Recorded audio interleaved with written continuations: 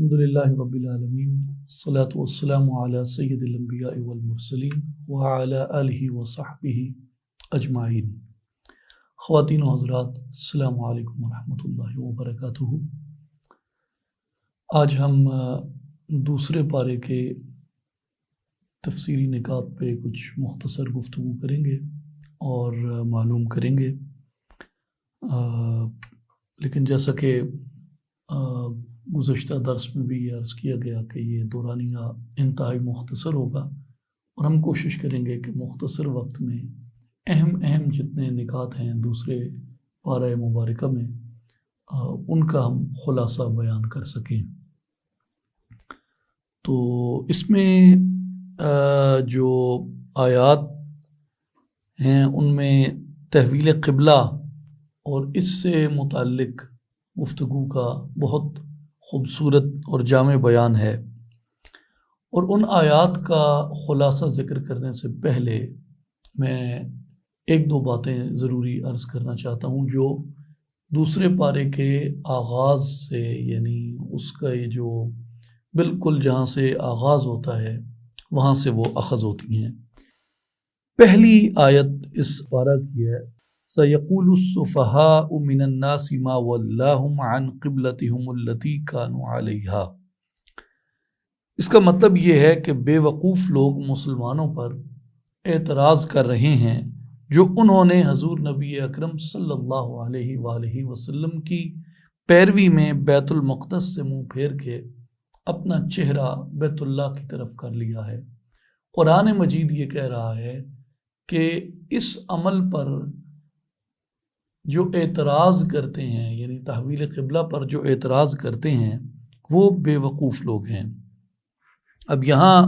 قابل غور بات یہ ہے کہ حضور علیہ الصلوۃ والسلام کی پیروی کرنے والوں پر اعتراض کرنے والوں کو قرآن مجید نے بے وقوف کہا، اور دوسری اس کی انٹرپریٹیشن ایک یہ بھی کہی جاتی ہے کہ صحابہ کرام رضوان اللہ علیہم اجمعین جو عشاقان مصطفیٰ تھے اور رسول اللہ صلی اللہ علیہ وآلہ وسلم کی پیروی میں کمر بستہ تھے، ان پر اعتراض کرنے والوں کو قرآن مجید نے سفہاء کہا ہے اور ان کو بے وقوف کہا ہے۔ سورہ البقرہ کی آیت نمبر 13 میں جہاں پہ قرآن مجید میں منافقین کے بارے میں بیان کیا گیا ہے قرآن مجید میں، وہاں پہ منافقین نے مسلمانوں کو بے وقوف کہا، تو اللہ تبارک و تعالیٰ نے جواباً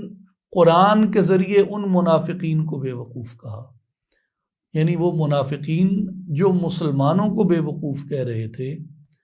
تو اللہ تبارک و تعالیٰ نے مسلمانوں کی طرف سے خود جواب دیا، اور مومنین کو بے وقوف کہنے والوں کو اللہ نے بے وقوف کہا۔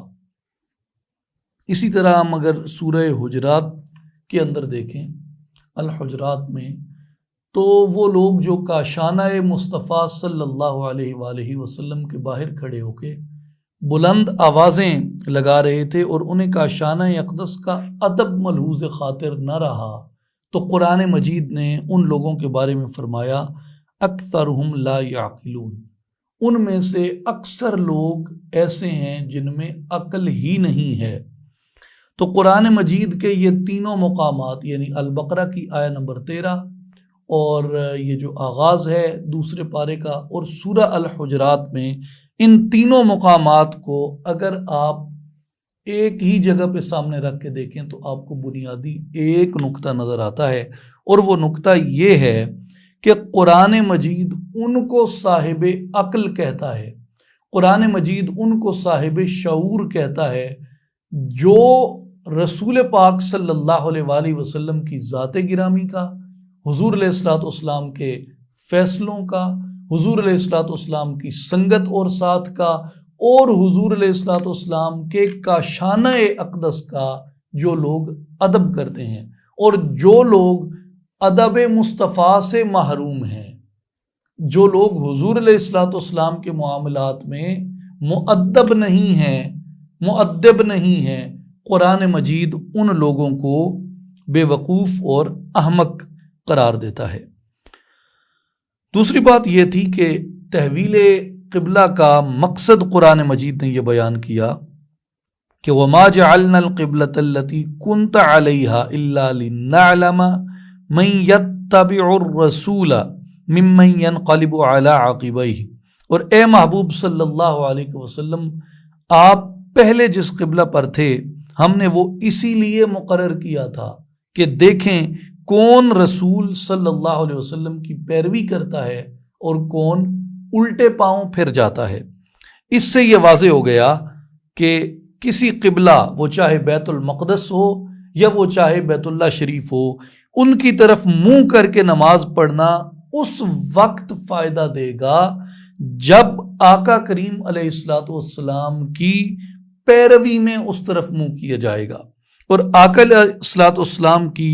پیروی میں جو کچھ کیا جائے گا وہ بارگاہ الہی میں قابل قبول ہوگا، وگرنہ بصورت دیگر یعنی اگر پیروی مصطفیٰ نہیں ہے تو قبلہ کی طرف منہ پھیر لینا بھی وہ آپ کو فائدہ نہیں دے گا۔ اب بات کرتے ہیں تحویل قبلہ کی وجہ۔ تحویل قبلہ کی وجہ یہ ہے کہ حضور نبی کریم صلی اللہ علیہ وآلہ وسلم کی چاہت اور آپ کی آرزو کو پورا کیا گیا۔ تحویل قبلہ سے متعلق جو آیات ہیں وہ 142 سے لے کے آیہ نمبر 150 تک ہیں سورہ البقرہ کی، اور ان 9 آیات کا جو مرکزی نقطہ ہے وہ بڑا خوبصورت ہے، اور ان 9 آیات میں تحویل قبلہ سے متعلق گفتگو فرمائی گئی، اور اس میں 9 آیات کا مرکزی نقطہ یہی ہے اِلَّا لِنَعْلَمَ مَن يَتَّبِعُ الرَّسُولَ مِمَّن يَنْقَلِبُ عَلَىٰ عَقِبَيْهِ، کہ کون محمد عربی صلی اللہ علیہ وآلہ وسلم کی پیروی کرتا ہے اور کون قبلہ کی طرف جاتا ہے۔ ہم ان 9 آیات کو جب غور سے دیکھتے ہیں تو ان کی ترتیب آپ کو ایک بار پھر حیرت کے اندر ڈال دیتی ہے، حیرت میں مبتلا کرتی ہے۔ ان پہلے 3 مقام پر تحویل قبلہ کا حکم ہے، فَلَنُوَلِّيَنَّكَ قِبْلَةً تَرْضَاهَا فَوَلِّ وَجْهَكَ شَطْرَ الْمَسْجِدِ الْحَرَامِ وَحَيْثُ مَا كُنْتُمْ فَوَلُّوا وُجُوهَكُمْ شَطْرَهُ۔ اس کے بعد تحویل قبلہ کی حقانیت کو بیان کیا گیا کہ یہ تحویل قبلہ تمہارے رب کی طرف سے حق ہے، أَنَّهُ الْحَقُّ مِن رَبِّهِمْ۔ تو تحویل قبلہ کی حقانیت کے بعد پھر مسلمانوں کو تحویل قبلہ کا پابند بنایا جا رہا ہے، وَمِنْ حَيْثُ خَرَجْتَ فَوَلِّ وَجْهَكَ شَطْرَ الْمَسْجِدِ الْحَرَامِ۔ تو اس سے آپ کو یہ معلوم ہو جاتا ہے کہ قرآن مجید میں اس کو بیان کرنے کی ترتیب کیا ہے، اور پھر ان 9 آیات میں مسلمانوں کو اسی قبلہ پر پابند رہنے کا حکم کیا جا رہا ہے جس قبلہ کے اوپر محمد مصطفیٰ احمد مجتبیٰ صلی اللہ علیہ وآلہ وسلم کی چاہت اور آرزو تھی۔ یعنی اگر حضور کا ارادہ مبارک بیت المقدس کی طرف تھا، مسجد اقصیٰ کی طرف تھا تو قبلہ وہ رہا، اور حضور کا ارادہ مبارک اگر وہ بیت اللہ کی طرف ہو گیا تو اللہ تبارک و تعالی نے حکم اس کا کر دیا۔ اب آقا علیہ الصلوۃ والسلام کی آرزو مبارک کو پورا کرنے کے لیے ایک ہی دفعہ ایک ہی آیت میں فرما دیا جاتا کہ مسلمانوں اپنا تم منہ جو ہے وہ مسجد حرام کی طرف، بیت اللہ کی طرف کر دو، لیکن ایک آیت کی بجائے 9 آیات مبارکہ اس مقام کے اوپر نازل فرمائی گئیں، اور تکرار کے ساتھ مسلمانوں کو مسجد حرام کی طرف منہ کر کے نماز پڑھنے کی تاکید فرمائی گئی۔ 9 آیات میں کئی بار مسلمانوں کو پابندی سے عمل کرنے کا حکم فرمایا جانا اس بات کی واضح دلیل ہے کہ آرزو مصطفیٰ صلی اللہ علیہ وآلہ وسلم کی بارگاہ کبریا میں کتنی اہمیت ہے کہ میرے آقا جس عمل کا ارادہ فرما لیں، میرے حبیب جس بات کی آرزو فرمائیں، میرے حبیب کی جو چاہت ہو وہ امر اللہ تبارک و تعالیٰ کے ہاں کتنا محبوب بن جاتا ہے اور کتنا عظیم عمل بن جاتا ہے، اور اس کی کتنی تاکید اللہ تبارک و تعالیٰ مومنین کو فرماتے ہیں۔ اس سے آگے آیت نمبر 151 میں آقا علیہ الصلوۃ والسلام کی بعثت مبارکہ اور آپ کے فرائض نبوت کا ذکر کیا گیا، جن میں یتلو علیکم آیاتنا، کہ آقا پاک ان پر قرآن کی آیات تلاوت فرماتے ہیں، وَيُزَكِّيكُمْ، اور آقا پاک تمہارا تزکیہ کرتے ہیں، تمہیں پاک کرتے ہیں، وَيُعَلِّمُكُمُ الْكِتَابَ، اور تمہیں کتاب کی تعلیم عطا فرماتے ہیں، وَالْحِكْمَةَ، اور تمہیں حکمت اور دانائی عطا فرماتے ہیں۔ یہاں میں انتہائی اختصار سے یہ عرض کر دوں کہ یتلو علیکم آیاتنا، تم پر میری آیات کی تلاوت فرماتے ہیں، اس سے مراد قرآن حکیم کی آیات بھی ہیں، اور اس سے مراد یہ بھی ہے کہ اللہ تبارک و تعالی نے اپنی جو مظاہر قدرت اور اپنی جو نشانیاں اہل بصیرت کے اوپر واضح فرمائی ہیں، آقا علیہ الصلوۃ والسلام اپنی امت کو اور اپنی خدمت میں بیٹھنے والوں کو ان کی دعوت ارشاد فرماتے ہیں، اور اس سے آقا علیہ الصلوۃ والسلام دین کی حقانیت کو واضح فرماتے ہیں اللہ تبارک و تعالیٰ کی مظاہر قدرت اور اس کی نشانیوں سے۔ وَيُزَكِّيكُمْ، تمہارا تزکیہ کرتے ہیں، اس سے مراد یہ ہے کہ تمہارے ظاہر کو بھی پاک کرتے ہیں، جو معاشرتی برائیاں ہیں، جو عہد جہالت کی رسومات ہیں، ان سب کا خاتمہ کر کے تمہیں اس طرح صاف اور ستھرا کر دیتے ہیں جیسے ایک بندہ مومن کو ہونا چاہیے، ایسا کہ وہ اپنے خالق کی بارگاہ میں پسند آ جائے۔ اور تزکیہ کی ایک تعریف جو ہے وہ صوفیاء بھی فرماتے ہیں، اور یہاں بھی وہی صادق آتی ہے کہ آقا علیہ الصلوۃ والسلام نے اپنی خدمت میں بیٹھنے والوں کے نفوس کو بھی طیب کیا، طاہر کیا، پاک کیا، اور ان کی ظاہری نجاستوں کو بھی حضور نے صاف اور پاک فرما دیا، اور باطنی نجاستوں کو بھی زائل کر کے ان کے دلوں کو آئینوں کی طرح روشن بنا دیا۔ اور اس کے بعد وَيُعَلِّمُكُمُ الْكِتَابَ، ان کو کتاب کی تعلیم عطا فرمائی، کتاب سے مراد قرآن مجید ہے، اور والحکمہ، حکمہ سے مراد وزڈم بھی ہے، بصیرت بھی ہے، دانائی بھی ہے، اور حکمت سے مراد سنت رسول صلی اللہ علیہ وآلہ وسلم بھی ہے۔ یعنی وَيُعَلِّمُكُمُ الْكِتَابَ، یہاں کتاب کی تعلیم آ گئی، اور حکمت سے مراد سنت آ گئی، یعنی حضور علیہ الصلوۃ والسلام اپنے صحابہ کو کتاب بھی سکھاتے ہیں اور سنت بھی سکھاتے ہیں۔ اسی آیت کے آگے ارشاد ہوا وَيُعَلِّمُكُمْ مَا لَمْ تَكُونُوا تَعْلَمُونَ، اور آپ صلی اللہ علیہ وآلہ وسلم تمہیں وہ کچھ بھی سکھاتے ہیں جو اس سے پہلے تم نہیں جانتے تھے۔ تو اس سے مراد کون سا علم ہے؟ قاضی بیضاوی رحمۃ اللہ علیہ آپ اس کی تفسیر میں ارشاد فرماتے ہیں وَكَرَّرُ الْفِعْلِ لِيَدُلَّ عَلَىٰ إِنَّهُ جِنْسٌ آخر، وہ فرماتے ہیں کہ یہاں یہ فعل جو تعلیم دینے کا ہے، اس کا تکرار ہوا کہ اس سے پہلے یہ کہا جا چکا ہے کہ وَيُعَلِّمُكُمُ الْكِتَابَ، آپ کتاب کی تعلیم دیتے ہیں، اور پھر اس تعلیم دینے کے فعل کا تکرار ہوا، اور تکرار یہ ہوا کہ حضور وہ بھی سکھاتے ہیں جو تم نہیں جانتے تھے۔ تو قاضی بیضاوی رحمۃ اللہ علیہ فرماتے ہیں کہ اس سے مراد یہ ہے کہ یہ کسی اور علم کے اوپر بھی دلالت کرتا ہے۔ وہ کون سا علم ہے؟ یعنی ایک علم تو کتاب اللہ کا علم ہے، اور دوسرا کون سا علم ہے جو حضور علیہ الصلوۃ والسلام سکھاتے ہیں؟ قاضی ثناء اللہ پانی پتی رحمۃ اللہ علیہ فرماتے ہیں کہ تکرار الفعل یدل علی ان ھذا التعلیم من جنس آخر، کہ اس فعل کا یعلمکم کا دوبارہ دہرایا جانا اس بات کا اشارہ ہے کہ حضور علیہ الصلوۃ والسلام ایک اور طرح کی تعلیم بھی عطا فرماتے ہیں۔ وَلَعَلَّ الْمُرَادَ بِهِ الْعِلْمُ اللَّدُنِّي، اور اس سے مراد علم لدنی ہے جو آقا علیہ الصلوۃ والسلام اپنی خدمت میں بیٹھنے والوں کو عطا فرماتے ہیں۔ پھر آیت نمبر 52 سے 153 میں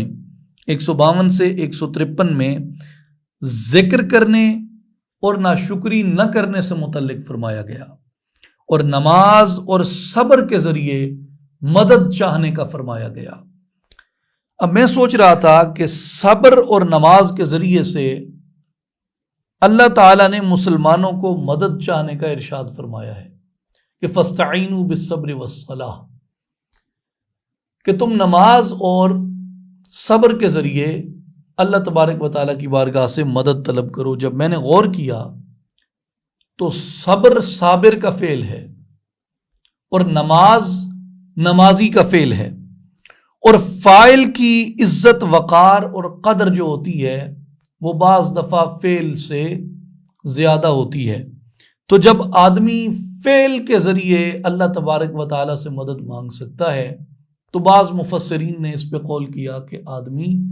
فاعل کے ذریعے بھی اللہ تبارک و تعالیٰ سے مدد مانگ سکتا ہے، نمازی کے ذریعے اور صابر کے ذریعے، ان کے اعمال صالحہ جو ہیں یعنی صبر اور نماز، ان کے وسیلے سے اللہ تبارک و تعالیٰ سے دعا کی جا سکتی ہے۔ اس پر میں کافی سوچتا رہا کہ اس آیت مبارکہ کے جو آخری الفاظ ہیں ان اللہ مع الصابرین، جب اس پر غور کیا تو ایک بات سامنے آئی کہ نماز کا تعلق ظاہر سے ہے اور صبر کا تعلق باطن سے ہے۔ نماز کا تعلق ظاہر سے ہے اور صبر کا تعلق جو ہے یہ باطن سے ہے۔ اور ایک اعتبار سے صبر میں ایک بڑا لطیف نقطہ سمجھ آیا جب صبر اور نماز اکٹھے آئے، وہ یہ کہ صبر میں اگر کوئی زاہد ریاکار ہو، ظاہر عمل ریا کی تو بہت زیادہ مذمت کی گئی ہے قرآن مجید میں بھی، لیکن اگر کوئی زاہد ریاکار ہو وہ نماز میں ریا کر سکتا ہے، لیکن صبر ایسا عمل ہے جس میں ریا نہیں، یا یہ صبر کرنے والے کو معلوم ہوتا ہے یا اس کو معلوم ہوتا ہے جو دلوں کے احوال بھی جانتا ہے، اور وہ اللہ سبحانہ و تعالی ہے۔ تو اگر صبر ہوگا تو خالص ہوگا یا پھر نہیں ہوگا، صبر ہوگا تو خالص ہوگا یا پھر نہیں ہوگا، اور اگر ہوگا تو انعام کیا ہے؟ اللہ تبارک و تعالی نے اپنی معیت کا وعدہ فرمایا، ان اللہ مع الصابرین، اللہ نے اپنی معیت کا وعدہ صبر کے اوپر فرمایا۔ پھر اسی نقطے سے قرآن مجید کے جب دیگر مقامات کو ہم نے دیکھا کہ معیت جو ہے اللہ تبارک و تعالیٰ کی یہ کس کس عمل کی جزا کے طور پہ ملتی ہے، تو ایک مقام پہ فرمایا وَاعْلَمُوا أَنَّ اللَّهَ مَعَ الْمُتَّقِينَ، تقوی اختیار کرو تمہیں معیت الہی حاصل ہو جائے گی۔ وَأَنَّ اللَّهَ مَعَ الْمُؤْمِنِينَ، اللہ تبارک و تعالیٰ ایمان والوں کے ساتھ ہے، جو اپنے ایمان کی تکمیل کرتے ہیں، جو اپنے ایمان کی حفاظت کرتے ہیں، انہیں معیت حق تعالیٰ نصیب ہوتی ہے۔ تو سورہ الحجرات میں مسلمان اور مومن کی جو وضاحت کی گئی ہے اس لحاظ سے بھی یہی مفہوم ہے اس کا جو تقوی کا ہے۔ پھر آیہ نمبر 154 میں شہداء کو مردہ کہنے سے منع کیا گیا، بلکہ فرمایا کہ وہ تو زندہ ہیں، یہ ممکن ہے ہاں کہ تمہیں ان کی زندگی کا شعور نہ ہو۔ تو اس کی وضاحت یہ ہے کہ اگر کسی کا زندہ نہ ہونا، اگر کسی کا زندہ ہونا کسی دوسرے کے شعور میں نہ آئے تو اس کا یہ مطلب نہیں ہوتا کہ وہ مردہ ہو جاتا ہے، بلکہ اس کا یہ مطلب ہوتا ہے کہ سوچنے والے کا شعور ناقص ہے۔ فی الحقیقت وہ تو زندہ ہوتا ہے، جیسے شہید کے بارے میں کہا گیا کہ تمہارے شعور میں یہ بات نہیں بیٹھتی نا کہ وہ کیسے زندہ ہو سکتا ہے جبکہ ہم نے خود اس کو قبر کے اندر اتارا، ہم نے خود دشمن کا نیزہ یا پھالا یا تلوار یا تیر اس کے جسم میں اترتی دیکھی یا اس کی گولی لگتی دیکھی، ہمارے سامنے اس نے دم توڑا ہے، ہمارے سامنے اس کی دھڑکن رکی ہوئی تھی۔ فرمایا ہاں یہ تمہارے شعور کا نقص ہے، اس کی زندگی کا اختتام نہیں ہے۔ تو کسی کی زندگی کسی کے شعور میں نہ آنے والے کو یہ حق نہیں پہنچتا کہ وہ اس کی زندگی کا انکار کر دے۔ اس لیے قرآن مجید نے منع فرمایا کہ جن کے شعور میں شہداء کا زندہ رہنا نہیں آ رہا انہیں یہ اجازت نہیں ہے کہ وہ ان شہداء کو مردہ کہیں۔ اس لیے عین ممکن ہے کہ زندگی ایسی ہو جو ہمارے شعور سے بالا تر ہو، لیکن اس کا یہ مطلب نہیں ہے کہ ہم اس کے زندگی ہونے کا انکار کر دیں۔ پھر آیہ نمبر 155 سے آیہ نمبر 167 تک، یعنی 155 سے 167 تک اللہ تبارک و تعالیٰ نے بندے کو آزمائش کے 5 مراحل میں سے گزارنے، صبر کرنے والوں پر نوازشات اور اس بارے میں بشارات عطا فرمائیں، اور صفا و مروہ کو اللہ تبارک و تعالیٰ نے اپنی نشانیوں میں سے نشانی قرار دیا، اللہ تعالیٰ کی وحدانیت اور کائنات کی اشیاء میں عقل والوں کے لیے نشانیوں کا ہونا بیان کیا، اہل ایمان اور کفار کی محبت کے مراکز، قیامت کو کفار کے پیشواؤں کا، اپنے پیروکاروں سے بیزاری کا اعلان کرنا بیان ہوا، اور قیامت کے دن کفار کے تمام اسباب منقطع ہو جانے کا بیان ہوا اور ہمیشہ ان کے دوزخ میں رہنے کا بیان ہوا، آیہ نمبر 155 سے آیہ نمبر 167 تک۔ پھر آیہ نمبر 168 سے آیہ نمبر 177 میں مسلمانوں کو رزق حلال کھانے اور شیطان کی پیروی سے بچنے کا حکم ہوا، اور پھر یہ بھی ہوا کہ شیطان کی فطرت ہے کہ وہ ہمیشہ بے حیائی اور برائی کا حکم دیتا ہے، جہاں بھی تم بے حیائی اور برائی پھیلتی دیکھو وہاں یہ یقین کر لو کہ شیطان غالب آ چکا ہے، اس لیے کہ بے حیائی اور برائی جو ہے، فحاشی جو ہے، یہ شیطان کا راستہ ہے اور شیطان ہی اس طرف تمہیں اکساتا ہے۔ کفار کا قرآن کریم کی پیروی سے انکار کرنا، اس کا بیان ہوا، اور اپنے آباء و اجداد کے طریقے پر ہٹ دھرمی سے کاربند رہنے کا اقرار جن لوگوں نے کیا ان کی اس بارے میں تنبیہ نازل ہوئی، اور اہل ایمان کو پاکیزہ رزق کھانے اور شکر ادا کرنے اور خالصتاً اللہ کے لیے عبادت کرنے کا بیان ہوا۔ پھر حرام چیزوں کا ذکر کیا اور حالت اضطرار میں بقدر ضرورت ان کو کھانے کے بارے میں بات ہوئی۔ پھر بنی اسرائیل کی پرانی روشوں کی بات ہوئی، حق کو چھپانے کی بات ہوئی، اور حق کو چھپانے سے مراد عظمت مصطفیٰ صلی اللہ علیہ وسلم کو چھپانا ہے، کیونکہ وہ حضور کی عظمت کو چھپاتے تھے، اور اللہ تعالیٰ کے نازل کردہ احکامات کو چھپانے اور اس کے بدلے حقیر قیمت لینے کا ذکر ہوا، اور اس کے بارے میں فرمایا کہ گویا انہوں نے اپنے پیٹوں کے اندر، اپنے شکموں کے اندر آگ بھر لی ہے۔ پھر آیہ نمبر 177 جو ہے یہ پورا ایک مضمون ہے، پورا ایک مضمون ہے۔ لیس البر ان تولوا وجوہکم قبل المشرق والمغرب، کہ نیکی یہ نہیں ہے کہ تم اپنا چہرہ مشرق کی طرف کر لو یا اپنا چہرہ مغرب کی طرف کر لو، ولکن البر من آمن باللہ والیوم الآخر والملائکۃ والکتاب والنبیین، بلکہ نیکی یہ ہے کہ تم ایمان لاؤ اللہ پر، یوم آخرت پر، ملائکہ پر، کتاب پر اور انبیاء پر۔ وآت المال علی حبہ ذوی القربى والیتامى والمساکین وابن السبیل والسائلین وفی الرقاب، اور پھر مال کو اللہ تبارک و تعالیٰ کی محبت میں خرچ کرنے کا حکم ہوا کہ اقربا میں، یتیموں میں، مسکینوں پہ، مسافروں پہ، مانگنے والوں پہ، اور قیدیوں کو اور غلاموں کو یعنی گردنیں آزاد کروانے کے اوپر خرچ کرنے کا حکم ہوا۔ وَأَقَامَ الصَّلَاةَ وَآتَ الزَّكَاةَ وَالْمُوفُونَ بِعَهْدِهِمْ إِذَا عَاهَدُوا، نماز قائم کرنے کی تلقین کی، زکوٰۃ ادا کرنے کی تلقین کی، وعدوں کو وفا کرنے کی تلقین کی، اور سخت، کٹھن یا آسان تمام مراحل میں صبر کی تلقین کی، اور سچائی کے اوپر اللہ تبارک و تعالیٰ نے اس میں ارشاد فرمایا،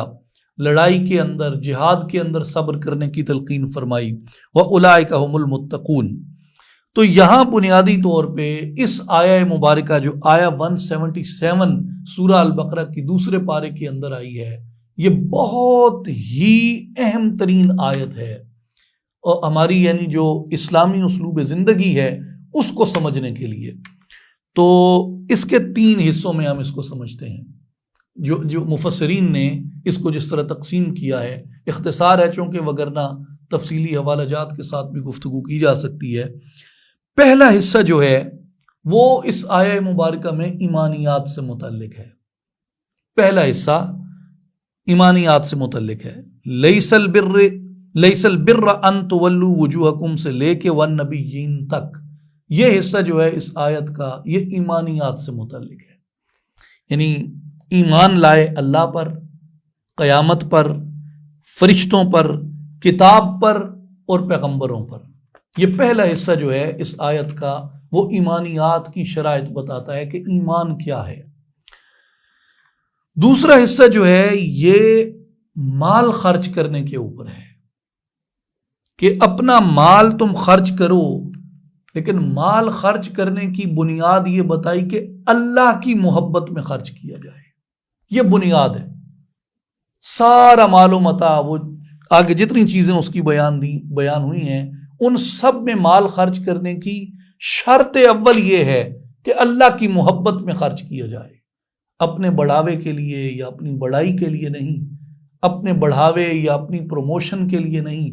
ریاکاری کے لیے نہیں، جس کو ہم اپنی زبان لوکل ایکسنٹ میں چڑتل کہتے ہیں، اپنی چڑتل کے لیے نہ کیا جائے بلکہ اللہ کی محبت میں کیا جائے، اس لیے کہ مال عطا کس نے کیا؟ عطا اسی نے کیا ہے، تو میں اپنی طرف سے تو کچھ نہیں دے رہا ہوتا، اس کے عطا کیے ہوئے سے دے رہا ہوتا ہوں، تو چڑتل کیسی؟ عاجزی بنتی ہے، تکبر نہیں بنتا۔ فرمایا رشتہ داروں کو دو، یتیموں کو دو، مسکینوں کو دو، راہگیر مسافروں کو دو، اور اس سے مراد علماء کرام نے طلباء علم کو بھی لیا ہے، کیونکہ وہ بھی علم کے راستے میں چل رہے ہوتے ہیں، اور سائلوں کو دو، اور گردنیں چھڑانے میں یعنی غلاموں کو آزاد کروانے میں، اور فی زمانہ اس سے مراد ایسے قیدی جن کا کوئی ولی وارث نہیں ہوتا، ان کے لیے ادا کرنے کو بھی جو معاصر مفسرین ہیں یعنی کانٹمپرری جو مفسرین ہیں یہ ان کا نقطہ نظر ہے۔ تیسرا حصہ جو ہے وہ اعمال کی درستگی کے اوپر ہے، اس آیہ نمبر 177 کا پہلا حصہ ایمانیات پہ، دوسرا حصہ مال خرچ کرنے پہ، اور تیسرا حصہ جو ہے وہ اعمال کی اصلاح پہ ہے۔ اعمال کیا ہیں اس کے؟ نماز ادا کرے، نماز قائم کرے،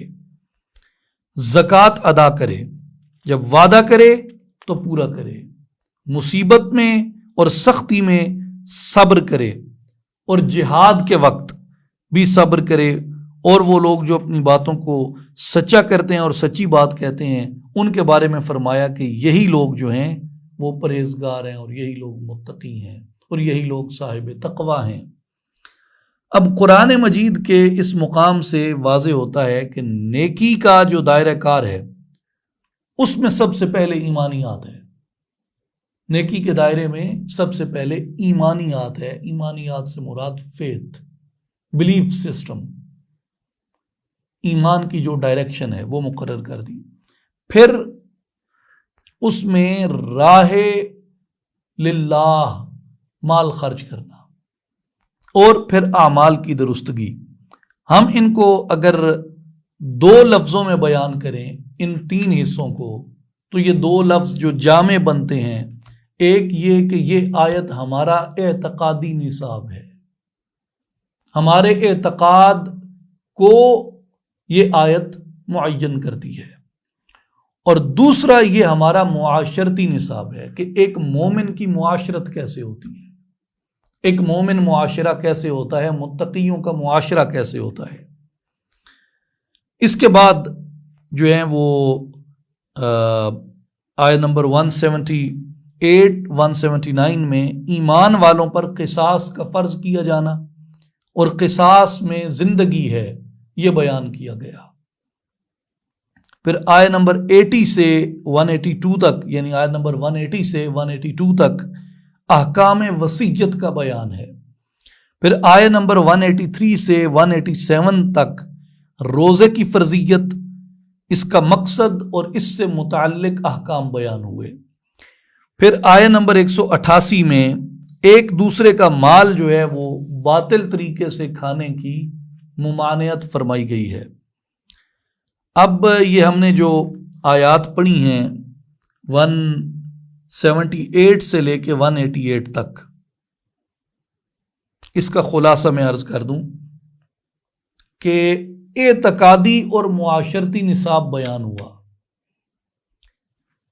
اس کے بیان کے بعد 4 چیزوں کے احکامات بیان ہوئے: قصاص، وصیت، روزہ اور باطل طریقے سے دوسرے کا مال کھانا۔ اعتقادی اور معاشرتی نصاب جو آیت نمبر 177 میں آیا تھا، اس کے بعد یہ 4 امور بیان ہوئے ہیں جن میں قصاص ہے، وصیت ہے، روزہ ہے اور باطل طریقے سے دوسرے کا مال کھانا۔ یعنی اب اس سے جو ایک بڑا سبق اخذ ہوتا ہے وہ یہ اخذ ہوتا ہے کہ اگر آدمی کی اعتقادی اور عملی لحاظ سے تربیت نہ ہوئی ہو تو وہ منشاء الہی کے اوپر کاربند عمل نہیں ہو سکتا۔ اب منشاء الہی میں اگر ہم یہ 4 چیزیں لے لیں، جیسے قصاص ہے یا روزہ ہے یا وصیت ہے یا دیگر احکام ہے، تو اس سے معلوم ہوتا ہے کہ پہلے اعتقادی اور عملی تربیت ہونا ضروری ہے، اس کے بعد بندہ منشاء الہی پہ عمل پیرا ہو سکتا ہے۔ اور اس لیے اللہ تبارک و تعالی نے ان احکامات کو بیان کرنے سے پہلے اعتقادی اور عملی طور پر مضبوط ہونے کی تعلیم عطا فرمائی۔ اب اگر قصاص کو دیکھ لیجئے، آدمی اگر ہر لحاظ سے شعائر اسلامی کا پابند نہ ہو تو قصاص لینے اور قصاص دینے میں وہ شریعت کے تقاضوں پہ عمل پیرا نہیں ہو سکتا، اگر اعتقادی اور عملی لحاظ سے وہ پوری طرح تربیت یافتہ نہ ہو۔ اسی طرح وصیت کو دیکھ لیں کہ وصیت کرتے وقت کسی کی حق تلفی نہیں ہونی چاہیے۔ روزے کو دیکھ لیں کہ روزے کی حالت میں روزے کو ضائع نہ کر بیٹھیں، یعنی ان روزہ داروں کے زمرے میں نہ آ جائیں جن کے حصے میں سوائے بھوک اور پیاس کے کچھ نہیں آتا۔ ایک دوسرے کا مال کھانے کے معاملے کو دیکھ لیں تو ان احکام پر عمل پیرا ہونے کی ایک ہی صورت ہے۔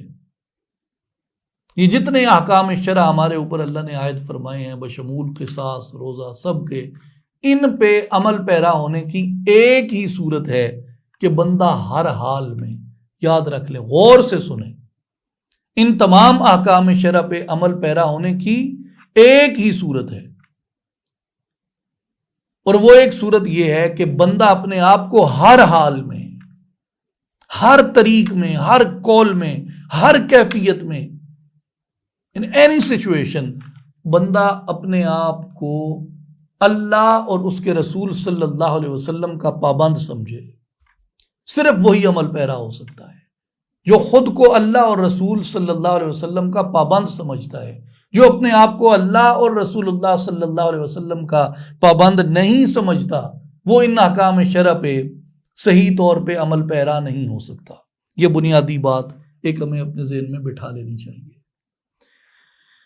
پھر آیہ نمبر 189 سے آیہ نمبر 207 میں چاند سے متعلق دریافت کرنے پر، احرام سے متعلق، جہاد کرنے اور فتنہ کے ختم ہونے تک جہاد کرتے رہنے کے بارے میں احکام آئے۔ فتنہ انگیزی کو قتل سے بھی سخت قرار دیا گیا، یعنی جو فتنہ انگیزی ہے یہ قتل سے بھی زیادہ سخت اقدام ہے، اس کے بارے میں قرآن نے حکم کیا۔ پھر حج اور عمرہ کے مناسک ادا کرنے کا بیان ہوا۔ پھر فساد فی الارض کے بارے میں وضاحت آئی، اور رضائے الہی کے حصول کے لیے اپنی جان کو بیچنے اور دیگر کئی مسائل کا بیان ہوا۔ یہاں تک یہ تفصیل سے احکامات جو ہیں وہ بیان ہوئے۔ پھر آیہ نمبر 208 کے اندر ایک ارشاد ہوا، یا ایھا الذین آمنوا ادخلوا فی السلم کافۃ ولا تتبعوا خطوات الشیطان انہ لکم عدو مبین۔ اے ایمان والو، اسلام میں پورے داخل ہو جاؤ اور شیطان کے قدموں پر نہ چلو، بے شک وہ تمہارا کھلا دشمن ہے۔ اب یہ آیت آئی آیہ نمبر 208، اس کے بعد جب آیت آئی 209 تو قرآن مجید کا اسلوب اصلاح دیکھیے۔ اب چونکہ مسلمانوں کو عملی طور پر ایک باکردار اور فرما بردار فرد بنانا مقصود تھا، تو اس کے لیے ارشاد فرمایا کہ فَإِن زَلَلْتُم مِّن بَعْدِ مَا جَاءَتْكُمُ الْبَيِّنَاتُ فَاعْلَمُوا أَنَّ اللَّهَ عَزِيزٌ حَكِيمٌ، کہ پس اگر تم اس کے بعد بھی لغزش کرو جبکہ تمہارے پاس واضح نشانیاں آ چکی ہیں، تو جان لو اللہ بہت غالب ہے اور اللہ بڑی حکمت والا ہے۔ آیہ نمبر 215 سے آیہ نمبر 245 میں یہ تقریباً 30 کے لگ بھگ آیات بنتی ہیں۔ ان میں ارشاد مبارک جو ہوا وہ اللہ کی راہ میں خرچ کرنے اور اس کے مصارف، جہاد کی فرضیت کے بارے میں، حرمت والے مہینوں میں جنگ کرنے کے احکام، شراب سے متعلق احکام، یتیم کے بارے میں احکام، اور مشرک عورتوں سے نکاح کے احکام، پھر خواتین کی ماہواری اور دیگر ان سے متعلق احکام، طلاق اور طلاق کی اقسام، عدت کے احکام، بچے کو دودھ پلانے کے احکام، مطلقہ یعنی جنہیں طلاق مل جائے اور بیوہ عورتوں کے عدت اور نان و نفقہ کے احکام، حق مہر کے احکام اور نمازوں کی حفاظت، اور خاص طور پہ صلاۃ وسطیٰ اور نماز خوف کا بیان اس میں درج ہے۔ صلاۃ وسطیٰ جو ہے اس سے مراد ظاہراً نماز عصر لی گئی ہے، اور اکثر کا قول یہی ہے۔ بعض صوفیاء نے صلاۃ وسطیٰ سے مراد جو ہے وہ ذکر قلبی بھی لیا ہے کہ اس کی بھی حفاظت کرو۔ یہ سب احکام بیان کرنے کے بعد اب قرآن کریم کا سمجھانے اور اصلاح کرنے کا ایک اور خاص اسلوب آتا ہے، اور وہ یہ آتا ہے کہ بنی اسرائیل کو امت مسلمہ کے سامنے ایک مثال کے طور پہ رکھا جاتا ہے۔ اب یہ سارا تناظر آپ یہ دیکھیں کہ کہاں سے احکام شروع ہوئے، اعتقاد کے بارے میں بات ہوئی، ایمان کے بارے میں بات ہوئی، اعمال کے بارے میں بات ہوئی، احکام کے بارے میں بات ہوئی، اور مختلف جو پہلو ہیں شریعت کے ان کے اوپر احکامات آئے۔ یہ سب احکام بیان کرنے کے بعد آیہ نمبر 246 سے یہ شروع ہوتا ہے کہ کیا آپ نے بنی اسرائیل کے اس گروہ کو نہیں دیکھا جو موسیٰ علیہ السلام کے بعد ہوا تھا؟ الم تری الی الملأ من بنی اسرائیل من بعد موسیٰ، جب انہوں نے اپنے پیغمبر سے کہا کہ ہمارے لیے ایک بادشاہ مقرر کر دیں تاکہ ہم اس کی قیادت میں اللہ کی راہ میں جنگ کریں، تو نبی نے ان سے فرمایا کہ کہیں ایسا نہ ہو کہ تم پر قتال فرض ہو جائے اور تم قتال نہ کرو، تم پہ قتال فرض ہو جائے اور تم قتال نہ کرو۔ وہ کہنے لگے ہمیں کیا ہوا ہے کہ ہم اللہ کی راہ میں جنگ نہ کریں، حالانکہ ہمیں اپنے گھروں سے اپنی اولاد سے جدا کر دیا گیا ہے۔ سو جب ان پر قتال فرض کر دیا گیا تو ان میں سے سوائے چند ایک لوگوں کے باقی سب کے سب پھر گئے۔ اللہ تبارک و تعالیٰ نے فرمایا کہ اور اللہ ظالموں کو خوب جاننے والا ہے۔ یہ قوم نافرمانی کی وجہ سے ناکام ہوئی اور ذلت اور رسوائی اس قوم کا مقدر بنی۔ تو اب یہ واقعہ آ گیا، اس واقعے کی گزشتہ چیزوں سے کیا ریلیونس ہے؟ بڑی سادہ بات ہے، ریلیونس اس کی یہ ہے، تعلق اس کا یہ ہے کہ فرمایا بنی اسرائیل پر بھی کچھ احکام فرض کیے گئے، جب وہ ان فرائض سے روگردانی کرتے ہیں تو پھر ان کے اوپر اللہ تبارک و تعالیٰ اپنی پکڑ فرماتا ہے، پھر وہ انہیں ظالم قرار دیتا ہے، پھر وہ ان کی گرفت کرتا ہے۔ تو یہ ہمیں بتایا کہ تمہارے اوپر اب یہ احکام فرض کر دیے گئے ہیں آخری کتاب کے اندر، یہ آخری کتاب ہے، اس کے بعد کوئی کتاب آسمان سے نہیں آئے گی، یہ آخری نبی ہے جس کی تم اطاعت و پیروی کرتے ہو، جس کا کلمہ پڑھتے ہو، لا الہ الا اللہ محمد الرسول اللہ صلی اللہ علیہ وسلم، اور یہ آخری امت ہے، اس کے بعد کوئی امت نہیں۔ تو اگر ان احکام سے، ان فرائض سے روگردانی کرو گے، اس شریعت کی پیروی اور اتباع نہیں کرو گے، اس کو ہنسی اور ٹھٹھا بنا لو گے، اس کو مذاق بنا لو گے، اور اس علم کو پھیلانے والوں کو اگر تم دنیا میں ذلیل و رسوا کرو گے، ان کی قدردانی نہیں کرو گے، تو پھر یاد رکھو تمہارا انجام یہی ہوگا جو ہم نے موسیٰ علیہ السلام کی قوم کے متعلق بیان فرمایا ہے۔ یعنی ان احکام کا مقصود اور مراد یہ ہے۔ اللہ تبارک و تعالی ہمیں نافرمانی سے محفوظ رکھے۔ اب آئیں دوسرے پارے کی ایک گرینڈ سمری جو ہے اس کو دیکھتے ہیں۔ اس میں آیات کی کل تعداد تقریباً 111 ہے، اور یہ سورہ البقرہ کی آیات ہیں، آیہ نمبر 142 سے لے کے آیہ نمبر 252 تک۔ انبیاء علیہ السلام میں 4 انبیاء کا ذکر آیا، حضرت موسیٰ علیہ السلام کا، سیدنا ہارون علیہ السلام کا، سیدنا داؤد علیہ السلام کا، اور خاتم النبیین، امام المرسلین، رحمت للعالمین، محمد مصطفیٰ احمد مجتبیٰ صلی اللہ علیہ وآلہ وسلم کا۔ اور امتوں میں بنی اسرائیل کا ذکر آیا اور امت مصطفیٰ صلی اللہ علیہ وسلم کا ذکر آیا۔ پیشین گوئیوں میں ایک پیشین گوئی یہ تھی کہ یہودی آپ کے قبلہ کی پیروی نہیں کریں گے، جو کہ سچ ثابت ہوئی۔ شخصیات میں ان کے علاوہ جو ہیں وہ دو شخصیات کا ذکر ہوا ہے، طالوت کا اور جالوت کا۔ پھر مساجد میں جو ہے وہ 3 مساجد کا ذکر ہوا، مسجد حرام، بیت المقدس اور تحویل قبلہ کے وقت۔ اور پہاڑ جو ہیں وہ 2 کا ذکر ہوا، صفا اور مروہ۔ اور ذرائع آمد و رفت میں ایک کشتی کا ذکر ہوا، اور جانوروں میں ایک اس حرام جانور کا ذکر ہوا، خنزیر کا۔ مہینوں میں ماہ رمضان کا ذکر ہوا، اور تبرکات میں اس میں تابوت سکینہ کا ذکر ہوا ہے۔ اللہ تبارک و تعالی ہمیں قرآن مجید سے کما حقہ استفادہ کرنے کی توفیق عطا فرمائے، اور ہمارے دلوں کو قرآن کے نور سے منور کرے، اور اللہ تبارک و تعالی ہمیں یہ توفیق دے کہ ہم یہ کتاب عظیم جس طرح ہمارے بزرگوں نے، اجداد نے، اسلاف نے ہم تک محفوظ پہنچائی ہے، ہم اپنی آئندہ نسلوں تک اس قرآن کے پیغام کو محفوظ، واضح اور روشن طریقے سے پہنچا سکیں۔ وما توفیقی الا باللہ، وآخر دعوانا ان الحمد للہ رب العالمین۔